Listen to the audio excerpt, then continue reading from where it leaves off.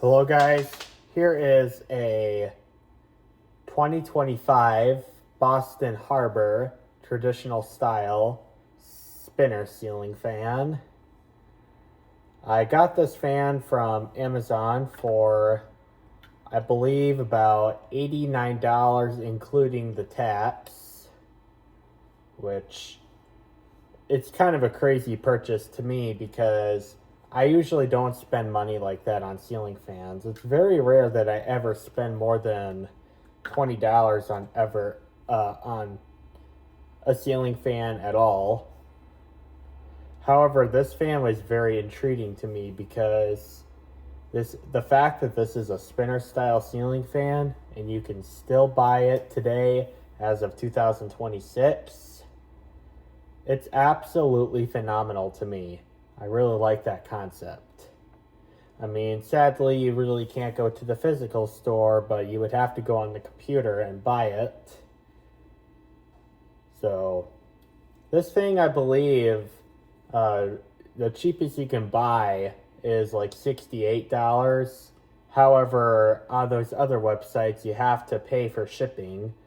But the good thing with Amazon is you don't have to pay for shipping. So, for those who are going to say, oh, you brought it from the wrong website, you spent like 10 or 15 more dollars on this thing. Well, I mean, that is a factor to consider. However, on the other websites where the fan was sold for $68, they do charge a shipping fee, which is about $20, I think. So you would have to add that to 68, which would be about $88.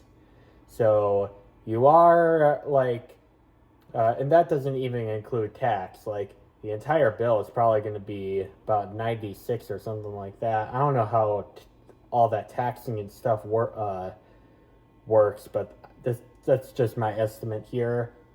So buying it from Amazon is overall my cheapest option because I would have to pay the lowest shipping fee, which if you buy it on Amazon, you don't have to do it. So yeah, let's go ahead and get into this thing. Oops, that's the fan. I want the light.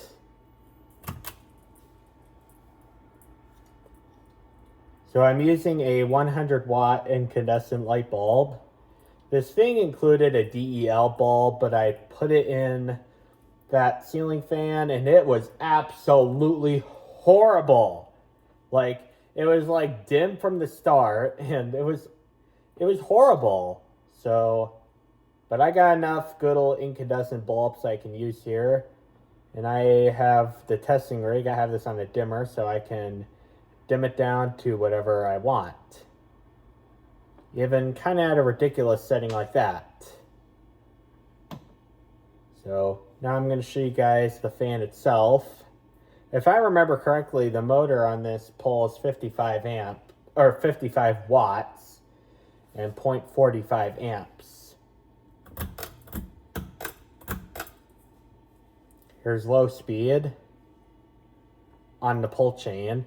I am going to test this both with the pull chain and the wall control because I do think that is important factors to consider here.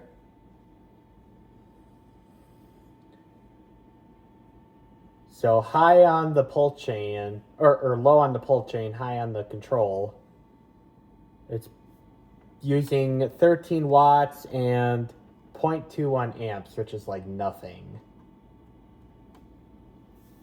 And the low on this, I do think is kind of fast, but yet again, this is a 42-inch fan, and those are expected to go a little bit faster because you don't have much of a load on the motor. And for low speed, I can feel a gentle draft from this thing. Like, that is incredible.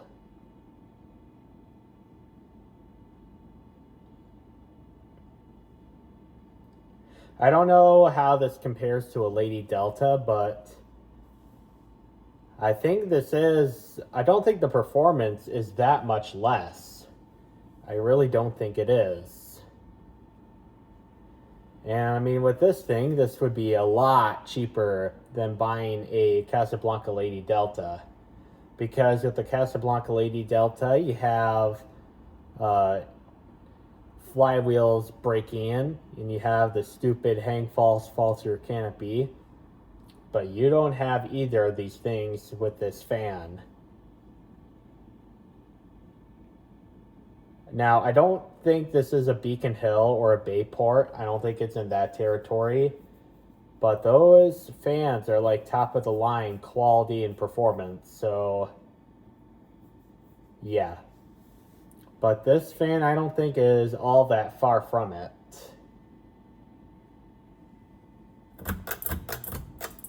Here's medium speed.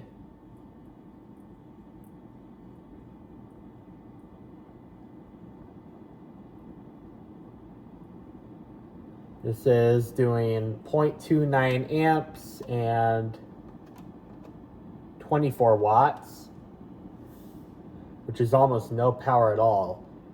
For the little power that it's doing, this thing's pushing a lot of air. Like, this thing really impresses me.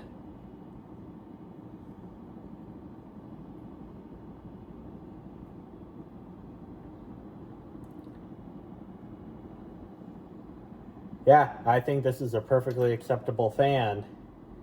I have this piece from the Broken Anemometer.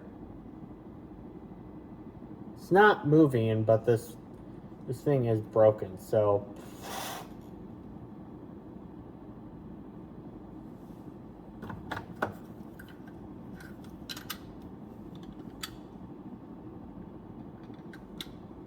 yeah, I'm gonna get a new one of these things because this thing here is just broken, but when I do get a new one, I will test the accurate airflow for this thing.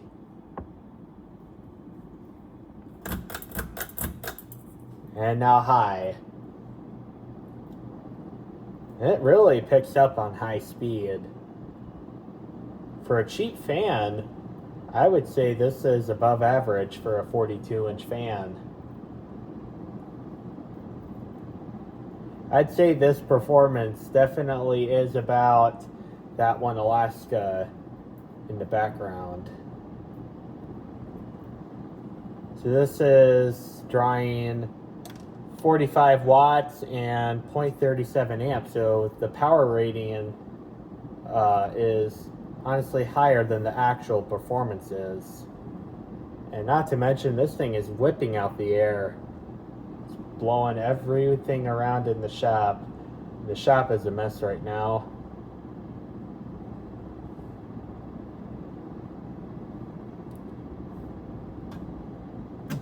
And now off.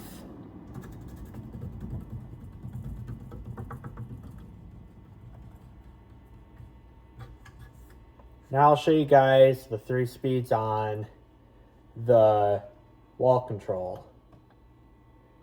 Here's low speed.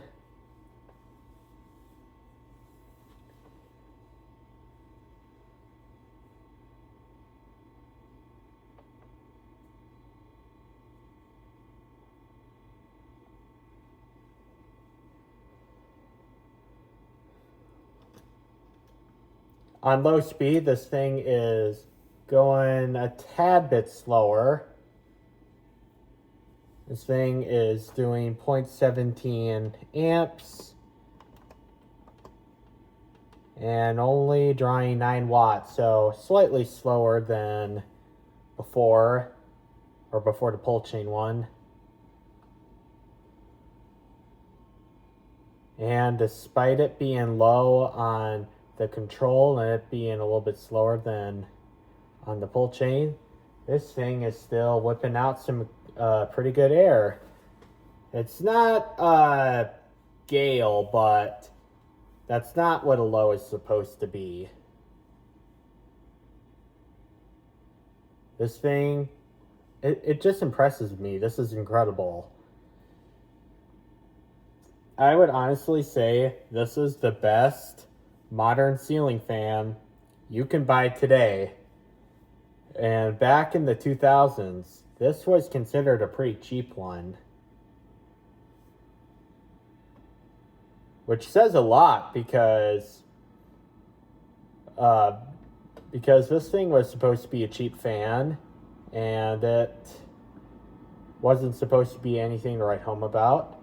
But in today's age of garbage products, I just put the fan on medium, okay, on the control. But in today's day and age of garbage products, I think this is a perfectly good fan.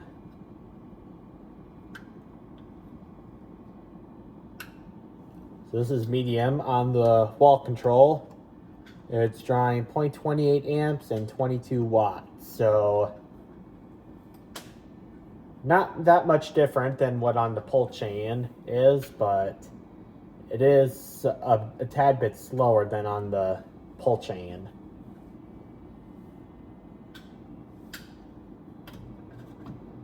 Now high speed.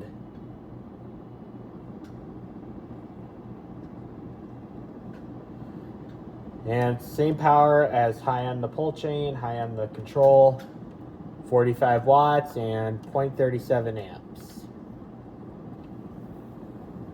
So yeah, this thing is a phenomenal fan. I think it's absolutely safe to say this is the best modern ceiling fan you can buy.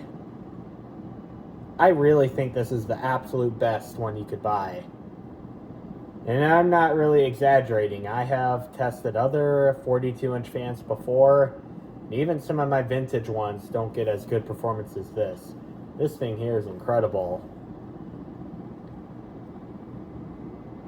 And I mean, this is has some evidence that this is built down to a price, but it does so very reasonably. It's not ugly. It looks like it's straight out of the 90s or the very early 2000s. And it performs absolutely fantastic. It's not in the stinking silver color. Like, this thing is phenomenal. I will absolutely be buying more Boston Harbor fans soon. I think the next one I'm going to try is that antique brass hugger. That looks kind of like an Encon Casanova from the 90s. Now I'll turn it off. And I hope you guys enjoyed the video, and thank you guys for watching. Bye.